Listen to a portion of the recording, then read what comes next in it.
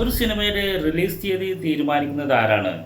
കുറച്ച് വർഷങ്ങളായി നമ്മൾ മലയാളികൾ കേട്ടുകൊണ്ടിരിക്കുന്ന ചില സിനിമകളുടെ റിലീസ് തീയതി ഇതുവരെ പ്രഖ്യാപിച്ചിട്ടില്ല എന്നുള്ള ഖേദകരമായുള്ള ഒരു അവസ്ഥയിലൂടെയാണ് മലയാള സിനിമാ പ്രേമികൾ കടന്നു പോകുന്നത്. ഇതിൽ ഏറ്റവും പ്രധാനപ്പെട്ടത് മോഹൻലാൽ നായകനായിട്ട് അഭിനയിക്കുന്ന റാം എന്ന സിനിമയാണ്. എന്നാൽ ഈ ഒരു സിനിമ എന്ന് റിലീസാകുമെന്ന കാര്യത്തിൽ ജിത്തു ജോസഫ് കൈമലർത്തിയിരിക്കുകയാണ്. ഈ ഒരു കാര്യത്തെക്കുറിച്ച് നിർമ്മാതാവിന് മാത്രമേ പറയാൻ സാധിക്കൂ എന്നാണ് അദ്ദേഹം പറയുന്നത്.